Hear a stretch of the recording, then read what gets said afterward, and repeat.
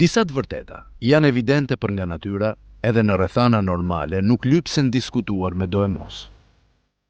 Por në një çast edhe epokë ku të vërtetat më evidente vihen në diskutime dhe mbulohen nga rrjetet e dyshimit, duhen diskutuar edhe më të qartat prej tyre.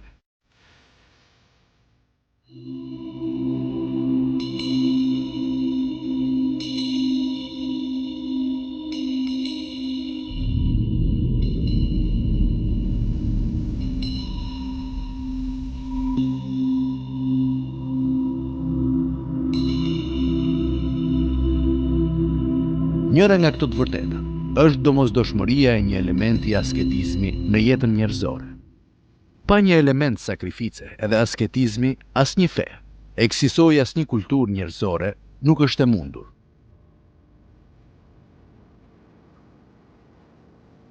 Vetëm duke u tërhequr vazhdimisht nga jeta e ngarkuar e shqisave, mundsohet shijimi i plot i ndijimeve shqisore.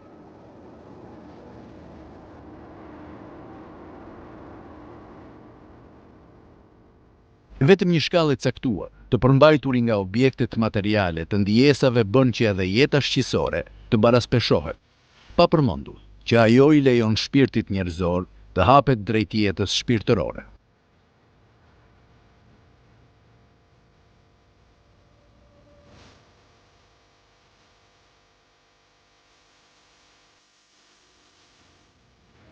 Një nga këto praktika kufizuese është agjërimi, që Islami e urdhëron si detyrim për muajin e Ramazanit dhe e këshillon për periudha të tjera të vitit. Siç tregon Kurani i Shenjtë, ai është një praktikë që ekziston në fetë më të lashta dhe Islami nuk bëri tjetër veç se e ripërtëriu dhe e institucionalizoi në formën e agjërimit në muajin e Ramazanit. Të agjëruarit gjatë këtij muaji ka shumë avantazhe dhe karakteristika shoqërore e të jashtme, që janë diskutuar shpesh dhe rëndësia e të cilave në të vërtetë është egzageruar në kontekste të caktuara, sipas të cilëve virtyti parsor i agjërimit reduktohet në bamirësi për të varfrit. Sigurisht, ky element bamirësie ekziston, por si çdo bamirësi, merr kuptim shpirtëror vetëm kur i drejtohet Zotit.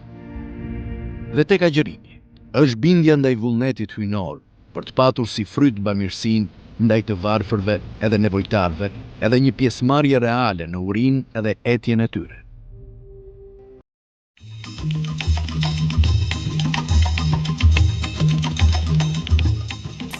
Por aspekti më i vështirë i agjërimit është tehu i shpatës së vetëpërmbajtjes së drejt për drejt kundër egos sepshore, të përmendur në Kuranin famlar. Nëpërmjet agjërimit, prirjet rebele të egos sepshore qetësohen edhe paqtohen dal nga dal nga një nënshtrim sistematik i këtyre prirjeve ndaj vullnetit hyjnor, duke qenë se në çdo çasturie, shpirti i muslimanit kujton që nëse nuk u bindet pasioneve të egos sepshore, kjo është për t'u bindur urdhrit hyjnor.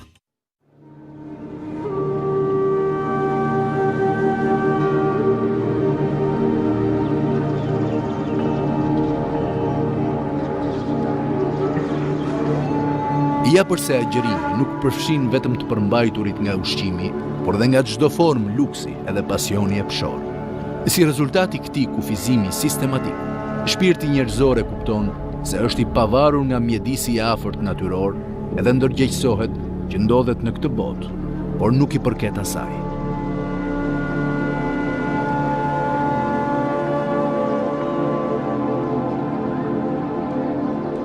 Një agjërues fiton shumë shpejt vetë dijen se në këtë botë është vizitor dhe se është krijuar si qenie e destinuar tek një synim që ndodhet përtej kësaj ekzistence materiale.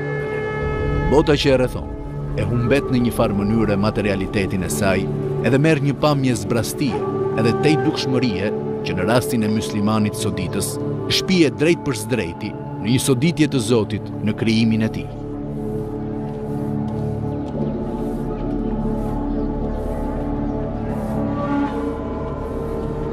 Natyra e privuar dhe e zbrazur nga gjërat kompensohet nga ana tjetër, me shfaqjen e po këtyre si dhurata hyjnore.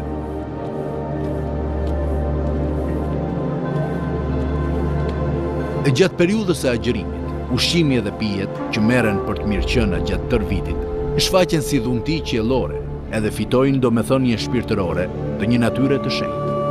Po ashtu, agjërimi është veshje me mburojën e pastërtisë kundër pasioneve të dynjas. Ai do të thotë që trupi të përfshihet edhe fizikisht në pastërtinë e vdekjes, e cila natyrisht shoqërohet me lindjen shpirtërore.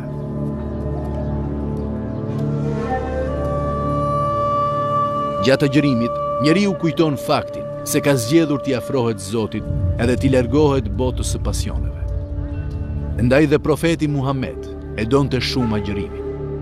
Ai ishte një element themelor i asaj varfërie të përshpirtshme, për të cilën ai thoshte: varfëria e përshpirtshme është krenaria ime. E kjo vdekje nga pasionet e kullon shpirtin njerëzor nga uji i ndotur i mbetjeve të tija negative psikike. Individi, edhe përmes tij e tërë bashkësia islame, rinovohet nga ky rit, që i kujton detyrat edhe objektivat morale e shpirtërore. Prandaj ardhja e muajit të Ramazanit pritet me hare.